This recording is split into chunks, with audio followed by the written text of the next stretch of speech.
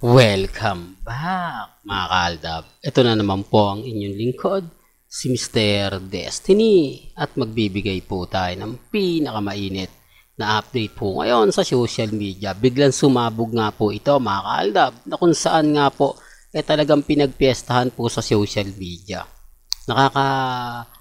Siyempre nakakagulat mga kaaldab sa mga sinabi nga po ni Alden Richards. Tapos ito, simula na nga po ba ito kay Wally mga kaaldab, dahil sa ipinakita nga po ba ni Wally yung picture na niyan, tapos nang ibabalik ang Kalye serye, kaya nga po ba nagawa ni Alden Richards na mag-trigger at i-update yung mga ganitong bagay at sabihin nga po kay Boy Abunda. Sinasabi ko lang po ito para po sa kaalaman ng lahat, para po sa mga taong dumadaan at bumibisita sa channel natin. Hindi naman ako namimilit ang sa akin lang po, kung ano lang po yung latest, kung ano lang po yung trending, dun lang po tayo. Alam nyo naman po na sa Kalye serye nga po nagsimula sina Alden at si Mengay, Ong Aldab, tapos dumating si Wally Bayola na kung saan may series na naman po ata na binubuo. Kaya nga po ito yung mga update natin na mapapaisip po talaga kayo. Sinasabi ko lang po ito para po sa kaalaman ng lahat, para lang po sa mga taong dumadaan at bumibisita sa channel natin. Bagamat maraming nagre-react sa akin, maraming nagko-komento, maraming nagsasabi na tigil mo na yan Mr. Destiny dahil si Alden Richards at si si Maine Polkerson may asawa na. Walang iba kundi si Congressman Spotted. Okay lang naman po yun. Sabi ko nga po sa inyo, ang kalaban ngayon ng mga Armin at Maine fanatics ang Alden fanatics. Medyo nagkaroon talaga ng malaking issue, hindi lang po isa o hindi lang po dalawa, kundi napakaraming komento ang nakuha at lahat karamihan puro negative comment. Pero yung iba po mga kaaldab natutuwa. Hindi natin alam kung bakit gano'n na naging opinyon ng mga ilang netizen.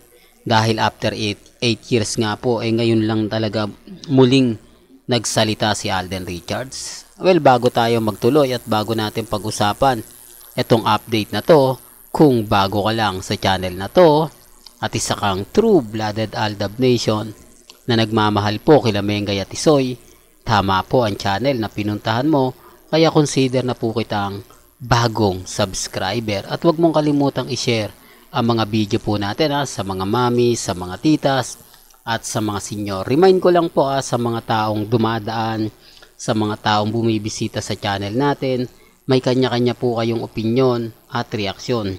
Kayo na po bahala magkomento kung ano nga po ba sa tingin po ninyo. Ang sa akin lang naman po, kung ano po yung latest, kung ano po yung trending, dun lang po tayo. Wag po kayong basta-basta maniniwala sa mga sinasabi ng iba. Tignan nyo po muna, magbasa po muna kayo tapos bago kayo mag-comment, kasi sa totoo lang po yung pagbabalik po ng Kalye serye at sinasabi nga po na mawawala na at papalitan, medyo nga po talaga yun kay Alden, kasi dito po talaga siya yumaman dito po talaga siya nakakilala. Balik ta rin man po natin ang sitwasyon, ang kinin man po ng GMA Network ang karangalan para kay Alden Richards, pero hindi po pwedeng kalimutan ni Alden Richards at never niya pong makakalimutan kapag binanggit ang Kalye serye, kapag binanggit ang mga mamis, mga titas, mga senior. Real talk yan mga kaaldab. Kaya nga po kung titignan nyo at susuriin, may mga bagay-bagay po na sinasabi ko nga po sa inyo na kumbaga tayo po talaga nasa world records na. Tayo po talaga yung pinaka maingay, kumbaga pinag-uusapan, pinagpipiestahan, na talagang mapapaisip. Kasi tayo lang naman po talaga yung malakas, tayo lang po talaga yung masasabing 101% na kumbaga pag sinabing Aldab, tayo lang naman po nakagawa ng number 1, na talagang breaking the records, na ikinatuwa at ikinasaya nga po ng buong Itbulaga o EAT mga kaaldab. Pero okay lang po yan, kasi ang sa atin naman po ngayon, inahantay lang po natin yung mga mas mabibigat, mas matitinding revelation. Malay nyo bukas sa Makalawa magkaroon ng press conference, pamilya ni Mengay, pamilya ni Spotted. O, malay po natin, sabi ko nga po sa inyo, ang social media, kumbaga ano yan parang suspense yan. Yung bigla ka na lang gugulatin na wala kang alam. Yung bigla na lang may mababalitaan ka na ganito, ganyan.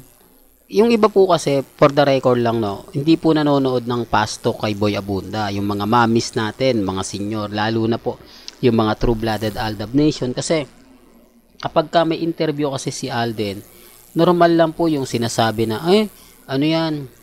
Kumbaga, promotion yan. Pag tinanong si Alden, sasabihin niya single. Kapag tinanong siya, sasabihin niya ganito, ganyan, etc. etc. Di po ba? Kaya yung iba hindi na gaano nanonood, pero yung iba nakatuto. Kaya bigla nga po talaga sila na bigla po sila nagulat na wala pong ume-expect at wala po talagang nakakapagsabi na may mga ganong magaganap at mangyayari. Di po ba? Sinasabi ko lang po ito para po sa mga nakapanood. Gaya nga po na sinasabi ng iba, wala naman po ngayon nililigawan si Alden Richards. Di po ba?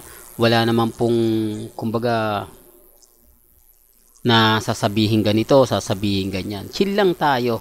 Masaya po ako 101% dahil dumating po yung point na naging malakas na o matapang na ang Alden Richards na dating ine-expect natin na kumbaga hindi nagre-react, hindi nagko-komento, pero ngayon ipinamalas niya kung gaano nga po ba niya kamahal. Di po ba? Medyo hati pa rin ang opinion ng mga netizen, pero kahit pa paano ginulantang tayo. Di po ba?